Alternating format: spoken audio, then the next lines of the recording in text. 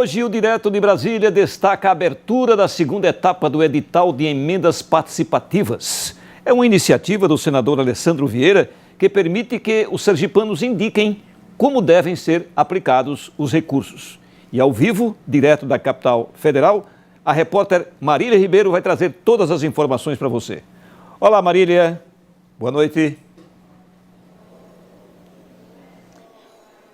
Oi, Gilvan, boa noite a você, a todos que estão nos acompanhando. Desta vez, esse edital que é promovido pelo senador sergipano Alessandro Vieira vai contemplar as áreas de saúde, educação e agricultura familiar. Mas muito melhor do que eu para poder explicar como é que vai funcionar esse edital é o próprio senador Alessandro Vieira, que está ao vivo conosco hoje aqui no Direto de Brasília. E eu pergunto, senador, qual a importância da população sergipana nessas indicações?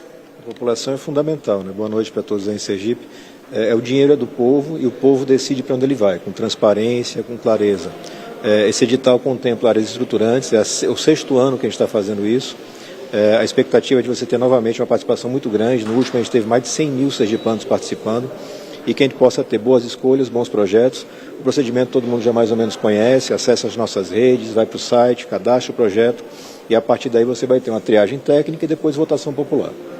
São essas etapas que envolvem essas indicações dessas emendas, né, senador? E eu gostaria que o senhor pudesse falar também a respeito de um pouco dos recursos, né? Os valores que serão destinados para cada área dessas que o edital contempla neste momento.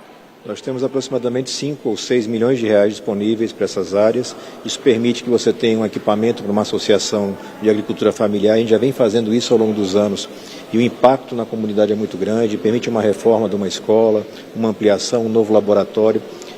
Em torno de 6 milhões de reais disponibilizados, tudo devidamente auditado, com transparência, para que as pessoas consigam de forma definitiva aprender. O dinheiro é do cidadão, ele tem que participar do processo de escolha da destinação. Senador, para a gente reforçar, porque a gente vai colocar na nossa tela também o site, né, para que as pessoas possam fazer essas indicações. O senhor pode explicar só mais uma vez, dando aquela reforçada, né, para que a população de Sergipe possa fazer essas indicações, lembrando que esse edital foi lançado pelo senhor. Você vai encontrar nas nossas redes e vai encontrar o site próprio que está aí na tela para vocês. Você acessa, cadastra o seu projeto e a partir do cadastro você vai ter uma etapa posterior de votação. Tudo isso é publicizado, você acompanha todas as etapas, mobiliza o eleitorado. Isso é interessante porque você começa a fazer com que as pessoas conheçam mais aquela escola, aquele projeto da universidade, se sintam parte daquilo, porque de fato são os donos, é quem está pagando por aquilo ali, somos todos nós quando a gente paga imposto. Então, esse entendimento do papel do político como mediador e não como dono do dinheiro é muito importante. Passa por você que está em casa participar, cadastrar seu nome, fazer todo esse trabalhinho lá de escolher um bom projeto e participar dessa decisão que é tão importante para o sergipano. Já foram mais de 70 milhões destinados dessa forma. Senador, e até quando, né? A gente explicou como é que vão ser feitas essas inscrições, mas até quando a população pode participar e quando sai esse resultado, né? Depois dessas etapas, se já há uma previsão desse resultado? Nós teremos agora 2 semanas de cadastramento e análise e a gente deve ter o resultado em máximo 30 dias. Resultado final divulgado para que a gente possa ter implementação rápida. A gente sabe que essas demandas são urgentes. Você tem, especialmente na área da saúde, uma série de demandas represadas que a gente pode ajudar a destravar com essas emendas. Claro. Senador, agora a gente vai tocar em um outro assunto que é bastante delicado e afetou não apenas a população de Sergipe, mas o país inteiro por si só. Há pelo menos 2 semanas a gente vem falando da fraude do INSS nos pagamentos de aposentados e de pensionistas. A Câmara dos Deputados e o Senado Federal vem se mobilizando para poder fazer uma CPI mista para que as 2 casas possam fazer essa investigação um pouco mais profunda. Para hoje havia a previsão de ser protocolada essa CPMI, acabou sendo adiada para o próximo dia 20 de maio. Eu gostaria que o senhor pudesse falar um pouco a respeito. O senhor que assinou, né, foi um dos parlamentares que assinaram essa CPMI, que precisava de 171 assinaturas de deputados e mais de 27 dos senadores, acabou ultrapassando esse número. É muito importante, primeiro, salientar o bom trabalho feito pela Polícia Federal, inclusive a Polícia Federal em Sergipe, um trabalho de excelência. Mas isso não invalida a necessidade de uma CPI, porque a CPI dá visibilidade. E é um fato de uma gravidade, é um escândalo tão grande que a população tem que acompanhar com detalhe. Nós precisamos entender como é que isso aconteceu, para evitar que volte a acontecer, e quem são os verdadeiros responsáveis. Quem são as grandes figuras por trás desse esquema que se beneficiaram. Quem está falando de 6 bilhões de reais daquilo que já foi identificado.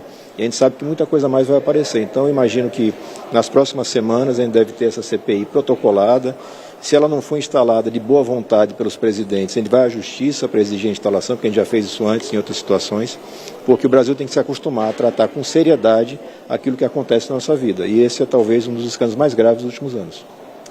Muito obrigada, senador. A gente vai dispensar o senador agora, porque ele tem uma agenda muito corrida aqui em Brasília, mas muito obrigada pela participação aqui na TV Atalaia com a gente hoje, senador. Eu que agradeço. A gente tem ainda agora correria, o dia aqui em Brasília é corrido para resolver problemas de vocês sergipanos. Agora ainda a gente vai correr atrás de recursos da saúde e destravar coisas para a educação. A inauguração finalmente do campus de Nossa Senhora da Glória, o campus do Sertão da UFES. Estamos destravando aquilo que falta, a gente quer ver isso dentro do ano inaugurado. Muito obrigada, senador. Pois é, Gilvan, a gente continua aqui em Brasília e eu venho trazer mais notícias ao vivo do que aconteceu aqui na capital federal. Hoje, como nós trouxemos durante a nossa programação ontem, nós tivemos a instalação da comissão especial que vai analisar o texto que pretende isentar as pessoas que recebem o valor de até R$5 mil no imposto de renda.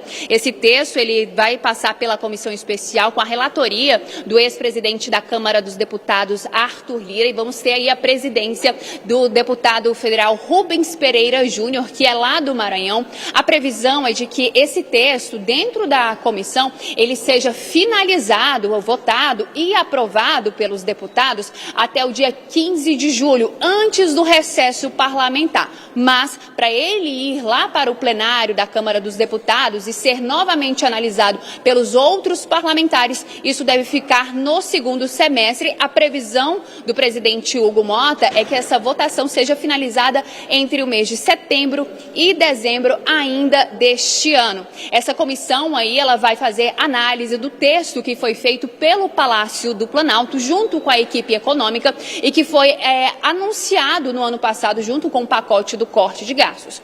Fato é que o texto deve ser alterado. O presidente Hugo Mota já afirmou que ele vai sofrer alterações e Arthur Lira, na tarde de hoje, também enfatizou que ele vai ter alterações. Uma das partes que mais preocupam dentro desse projeto é a perda de arrecadação dos estados e dos municípios, que já se fala aí em cerca de 29 milhões caso esse texto seja aprovado. O Congresso Nacional vem buscando alternativas para poder colocar, tirar parte desse rombo que vai acabar sofrendo os estados e os municípios, perdendo essa arrecadação. Esse é um trecho que vai precisar ser amplamente discutido pelos parlamentares, porque se trata do dinheiro público. A gente também tem aí que a Confederação Nacional dos Municípios também se fala em perda de arrecadação. Essa é mais uma preocupação que a gente vai continuar acompanhando aqui de Brasília. O texto passa pela Câmara dos Deputados, mas ele também precisa passar aqui pelo Senado Federal antes de ser levado à sanção do presidente Lula. Gilvan, eu volto com você aqui direto de Brasília, hoje ao vivo. Conversamos também com o senador Alessandro Vieira e trouxemos as últimas atualizações da capital federal. Gilvan? Tá bem, Marília. Muito obrigado pelas informações. Uma boa noite para você. Até amanhã.